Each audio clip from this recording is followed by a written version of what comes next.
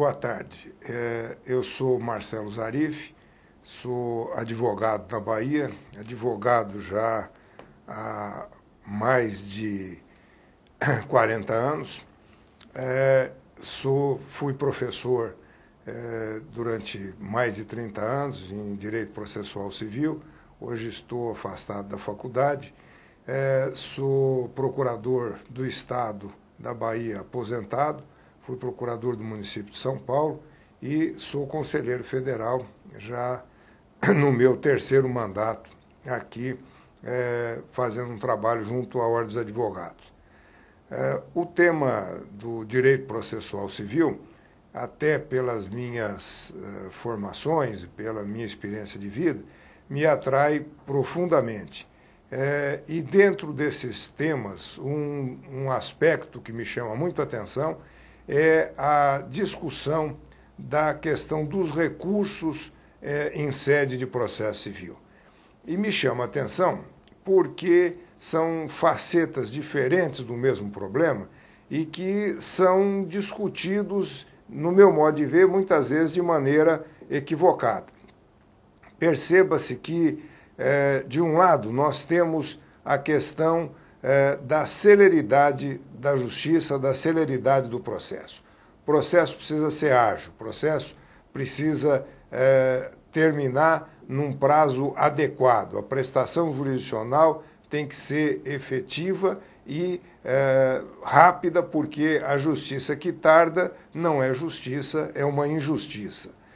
Mas, ao mesmo tempo, é necessário que se perceba a importância e a necessidade de um maior controle das decisões proferidas no processo, porque um juiz que decide isoladamente nem sempre dá a decisão mais adequada. Por isso mesmo, é necessário que essa decisão possa ser revista por uma segunda instância, que essa decisão possa ser reexaminada, para que haja mais de uma cabeça pensante, mais de uma estrutura a provocar uma decisão e, principalmente, para que se evite a falibilidade do ser humano. O homem é falível e pode errar, e numa revisão sempre se permite essa possibilidade através de um tribunal que reexamine a decisão. Ocorre, todavia, que essa estrutura nossa vem formalizada de há muito já com os recursos que são conhecidos pelo sistema processual. Esses recursos, com pequena variação, vêm desde das ordenações do reino, desde os códigos estaduais e principalmente desde o Código de 39 e do Código de 1973 e mais ainda agora com o novo projeto do Código de Processo Civil. Então se diria, por que mexer, essas mexidas, essas alterações levam a alguma coisa e quais são os problemas que acarretam?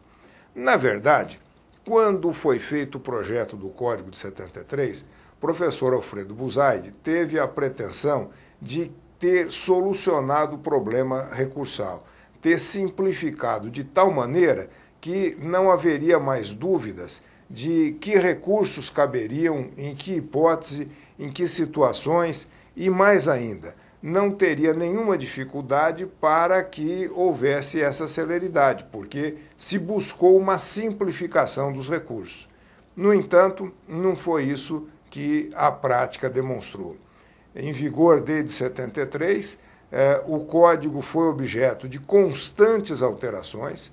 Não há nenhum capítulo do Código de Processo que tenha sofrido tantas mudanças quanto esse de recursos. Se poderia mesmo dizer que o Código de Processo mudou tanto que poucos artigos hoje são ainda da redação original. E, no entanto, por mais que se tenha mudado, não se conseguiu atingir uma busca de celeridade. O processo continua lento e as mudanças continuam a ser efetuadas. Ora se criam recursos novos, ora se diminuem recursos, ora se estabelecem restrições ao acesso aos recursos, sempre como medidas que visariam a celeridade, mas que na prática não funcionam.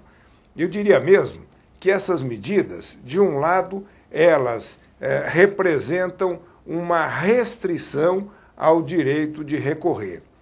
E note-se que esse direito de recorrer é tão forte quanto o direito de ação. Ele integra mesmo o princípio do acesso ao judiciário.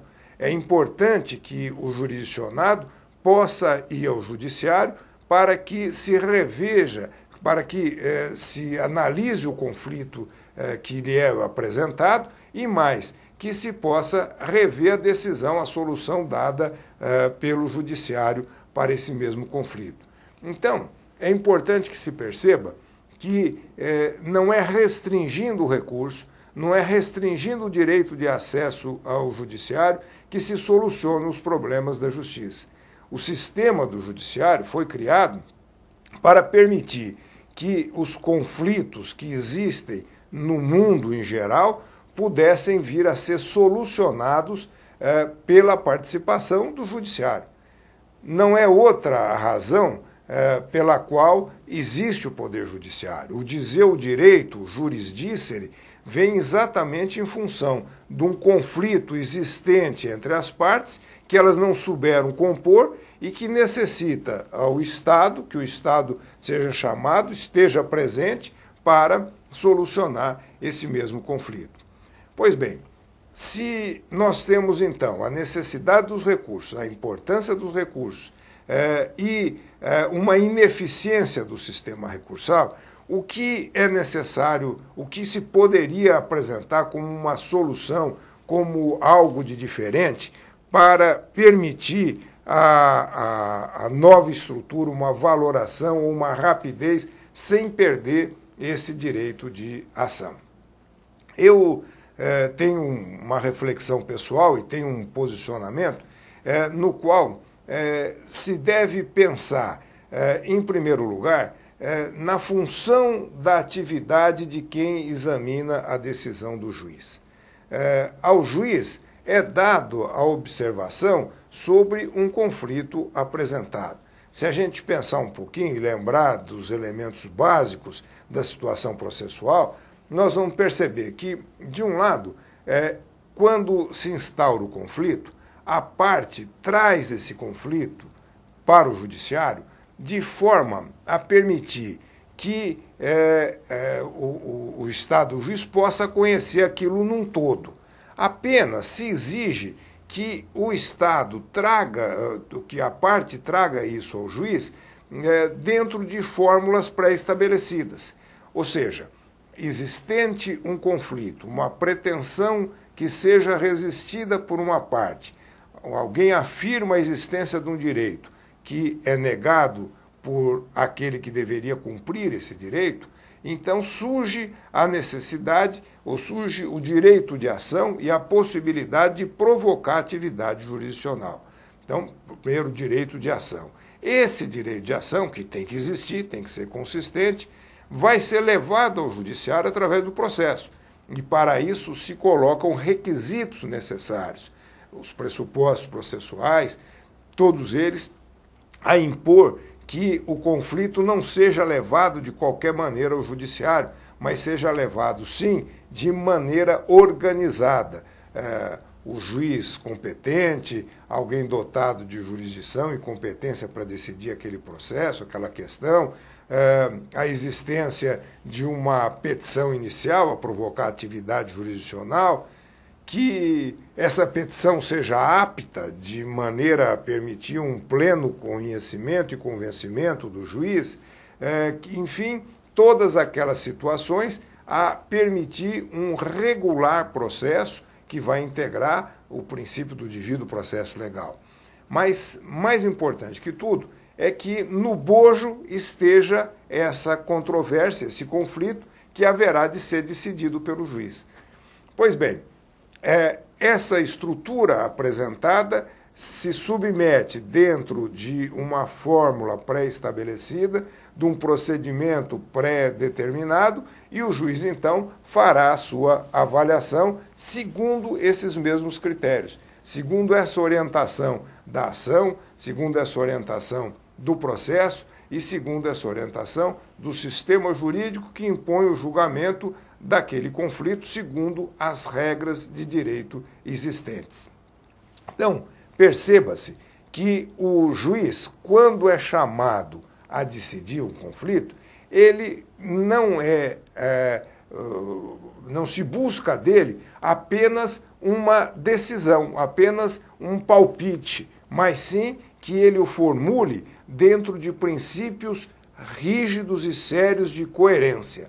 Se pode mesmo dizer que o juiz haverá de ter 3 coerências fundamentais.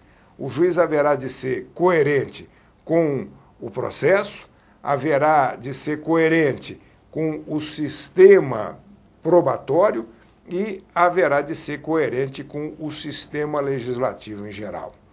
Para se ter uma ideia do que isso significa, é importante a gente imaginar no mundo dos fatos, na vida em geral, alguma situação em que se chamasse uma pessoa e pedisse a ele para dar uma manifestação a respeito de um determinado tema. Uma gravata, por exemplo. Suponho que se pergunte a um determinado indivíduo, o que você acha dessa gravata? Ou dessas 3 gravatas? Qual a gravata mais bonita? E o interlocutor responderia, segundo sua convicção, aquela que lhe parece mais favorável.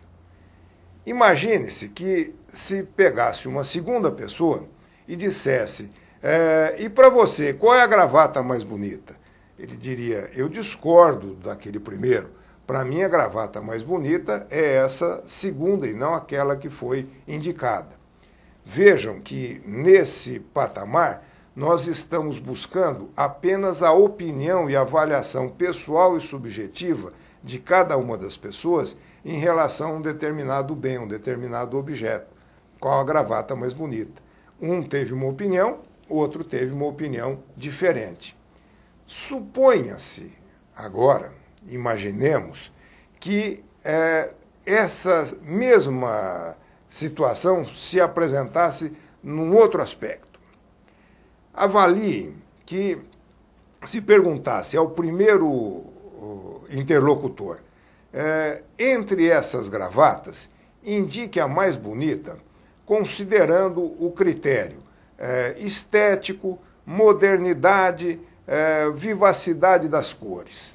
E ele, então, escolhesse aquela gravata azul, a primeira que lhe foi apresentada. Ao segundo interlocutor, se pediria, agora você veja se a decisão proferida, se a escolha feita foi adequada de acordo ou segundo os princípios que foram submetidos. Ou seja, qual a gravata mais moderna, de cores mais vibrantes, mais interessante.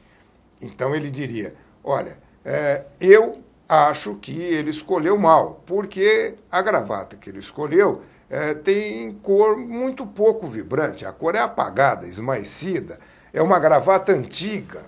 Então, esse segundo interlocutor estará avaliando a decisão e não a escolha das gravatas. Perceba-se que é diferente daquele primeiro caso, em que é uma segunda opinião sobre o mesmo fato existente, e não um controle daquela primeira decisão. Há, pois, 2 situações que nitidamente podem divergir. A primeira diz respeito a que se faça opiniões sobre o mesmo tema. A segunda é que se faça um controle da decisão proferida. Pois bem, no processo, o que nós encontramos hoje, no meu modo de ver, é que se confunde a razão pela qual um tribunal é chamado para examinar a decisão do juiz de primeiro grau. Como eu disse no início, se busca uma celeridade, se busca uma revisão no tribunal, e essa revisão do tribunal é feita para corrigir uma possível falha humana, para corrigir uma desconformidade da decisão proferida em primeiro grau, mas sempre segundo critérios. Não é uma segunda avaliação em relação a um mesmo fato. É um controle da decisão que foi proferida. No nosso sistema, nós temos a necessidade ou princípios que se atribui ao juiz, princípios do juiz natural, em que se exige que o mesmo juiz que colheu a prova seja aquele que proferiu a sentença. Que o mesmo juiz que esteve com contato direto com as testemunhas seja aquele que proferirá a sentença. Por que isso?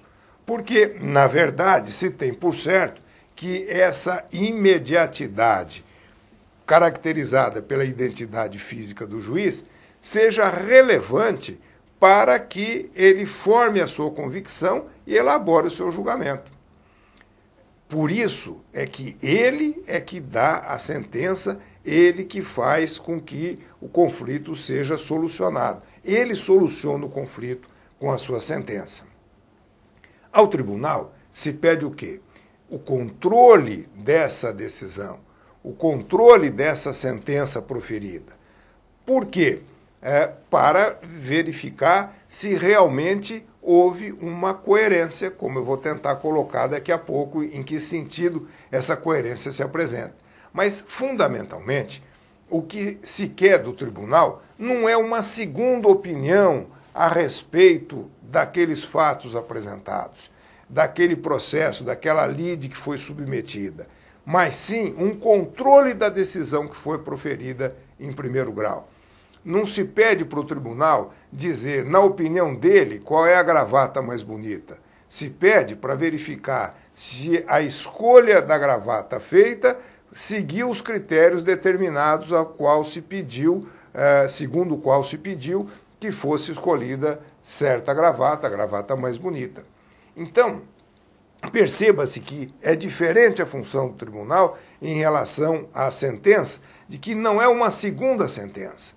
Fosse para o tribunal dar uma segunda sentença, não haveria necessidade do juiz em primeiro grau julgar.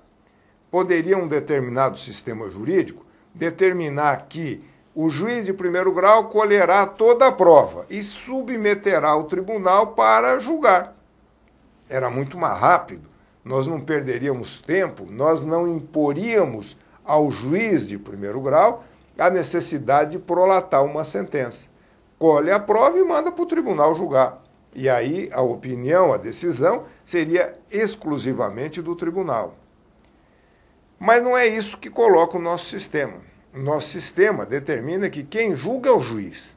É o juiz que julga porque ele tem um contato com a prova. É o juiz que julga porque ele colhe das testemunhas a informação sobre os fatos. É o juiz que julga porque ele conduziu todo o procedimento até a decisão que viria a solucionar a lide. Ao tribunal se pede o quê? Ao tribunal se pede apenas o controle dessa decisão. E controle em que sentido? Controle no sentido de que a sentença haverá de ter coerência. 3 coerências se exige da sentença. A primeira, que a sentença seja coerente com a ação e com o processo, ou com o sistema processual como um todo, se a gente assim quiser analisar. O que significa isso? Significa que o juiz deverá verificar se aquele autor que trouxe a demanda a ser apresentada tinha um direito de ação. Se ele era parte legítima, se ele estava envolvido mesmo no conflito e se ele pode trazer esse conflito ao juiz, se aquele que ele diz que resiste à pretensão realmente integrava a relação material e é válida a solução entre eles porque eles integravam mesmo aquela relação conflituosa, que, enfim, se a solução que vai ser dada será útil para as partes que estavam envolvidas, se esse autor tinha interesse em provocar atividade jurisdicional, se o processo atendeu a todos os requisitos processuais indispensáveis, se o juiz tinha competência, se o juiz era um juiz natural, se ele não estava impedido, se ele não era suspeito, se a petição, se os fatos foram levados através de uma petição apta a provocar atividade jurisdicional e apta a desenvolver uma atividade regular do processo, se esse caso não havia sido julgado antes, não havia coisa julgada, se não há uma lide pendente em relação a essa situação, todos esses aspectos vão impor a busca de uma coerência da sentença, coerência em relação ao processo. Se não houver essa coerência, o tribunal pode corrigir. O tribunal dirá: a sentença é incoerente, porque o juiz estava impedido de prolatar a sentença. A sentença é incoerente porque havia coisa julgada. O feito já havia sido decidido anteriormente com decisão transitada em julgado e por isso mesmo não poderia mais ser reapreciado. A segunda coerência que se exige do juiz na sentença é a coerência com os fatos, no sentido da apuração dos fatos. Em duas circunstâncias se nota isso. Primeiro, em relação ao próprio sistema probatório. Ao juiz é dado, mas também é imposto, que ele defira as provas e acolha ou faça o desenvolvimento probatório segundo princípios que estão estabelecidos. Assim, o juiz deve indeferir as provas inúteis, deve deferir todas as provas pertinentes, enfim, deve participar de tal maneira a permitir que não haja um cerceamento na colheita de provas e que essas provas se desenvolvam da maneira pela qual o sistema legislativo, o sistema processual estabelece para que assim se haja. Se o juiz deixar de ter qualquer observância a esses princípios, ele será incoerente. E essa incoerência haverá de ser corrigida pelo tribunal. Deveria ter sido permitida a produção de perícia e não foi permitida. E isso violou o devido processo legal e, por isso, o processo haverá de ser refeito e a decisão é incoerente e o tribunal poderá modificar essa decisão. Ainda em relação aos fatos, há uma outra coerência que deve ser mantida, que é com a valoração das provas. O sistema probatório, ele impõe casos em provas, que as provas devem ser deferidas, que as provas são cabíveis, provas em que situações em que as provas são descabíveis, mas também impõe ao juiz uma valoração das provas. Está claro e é certo e é indiscutível que o juiz tem o livre convencimento motivado. O juiz é livre para formar o seu convencimento em relação às provas carreadas aos autos. No entanto, esse livre convencimento encontra algumas ressalvas. Por exemplo, o juiz não pode aceitar a valoração de um fato, não pode aceitar que um fato seja provado por testemunhas, quando a lei impõe que só por documento seja provado.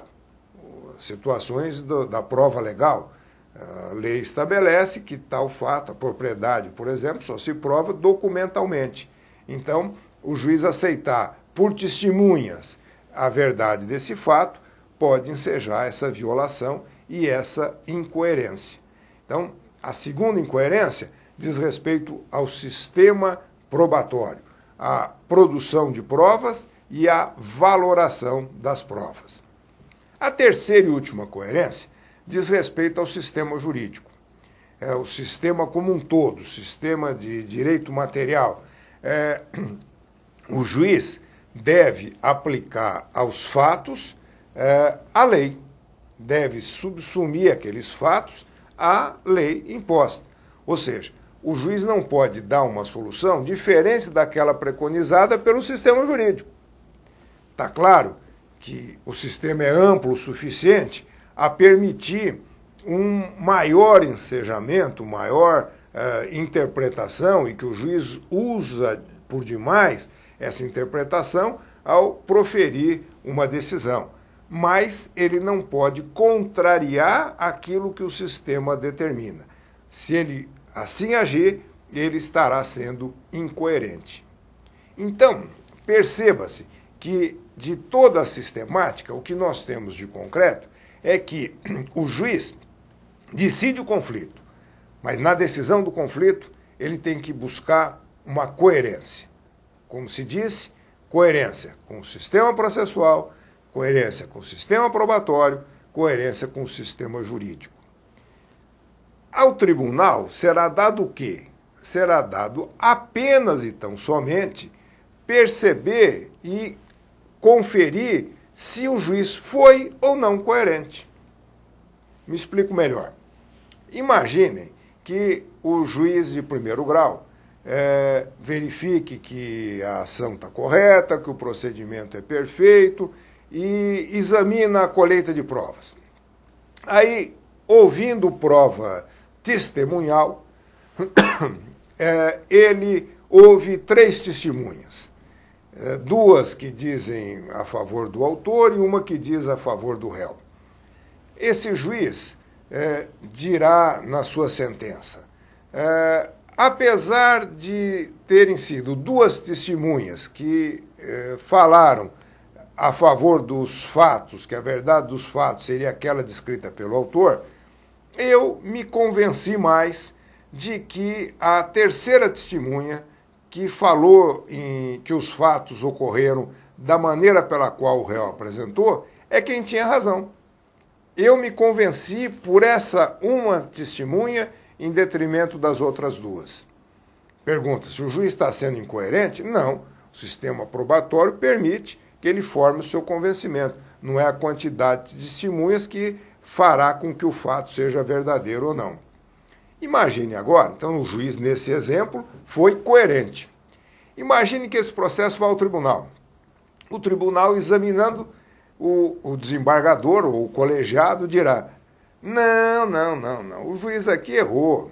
É evidente que aquelas 2 testemunhas são muito mais interessantes, eu me convenci muito mais, a gente sente mais honestidade nas palavras da testemunha A do que da testemunha B ou do que da testemunha C. Então, eu modifico a decisão. Percebam que isso, no meu modo de ver, é absolutamente impossível.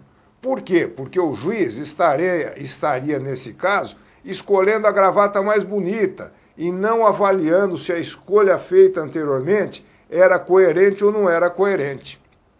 E, na verdade, é isso que ocorre nos nossos dias, nos nossos tribunais. Se a gente parar para examinar um pouquinho, nós vamos verificar que, de verdade, os tribunais julgam como se não houvesse sentença de primeiro grau. É como se pegasse o processo do zero.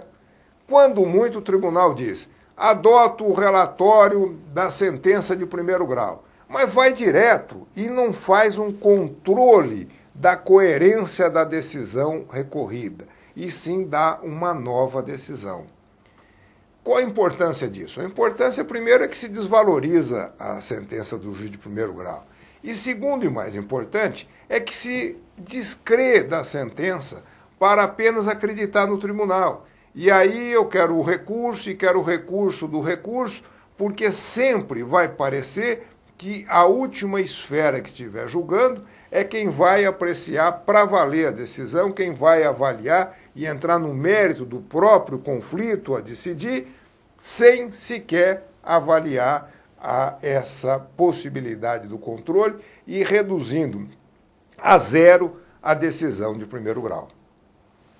Eu tenho para mim que essa situação faz com que, tanto quanto se possa modificar os recursos, nenhum efeito produzirá de concreto na realidade que busca uma celeridade, porque se estará mantendo a mesma estrutura, os mesmos equívocos que eu estou procurando aqui apontar. Nós só teremos uma efetividade recursal, uma coerência recursal, se efetivamente nós fizermos com que os tribunais valorizem a sentença de primeiro grau e hajam apenas corrigindo e verificando se a decisão foi coerente ou não foi coerente. Sem isso, pode-se mudar quanto queira o sistema recursal. Podem criar recursos novos, restringir os recursos existentes e só se estará impedindo o acesso ao judiciário. Mas, no sentido de acesso recursal, mas não se estará solucionando a questão.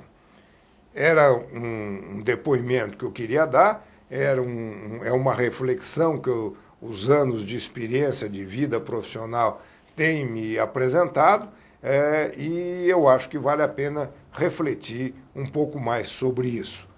Se, de alguma forma, puderem pensar um pouco, desenvolver essa ideia, aperfeiçoarem essa ideia, e, se ela estiver correta, encontrarmos um caminho novo, acho que a gente terá evoluído muito no aperfeiçoamento do sistema processual em geral e dos recursos em particular. Muito obrigado.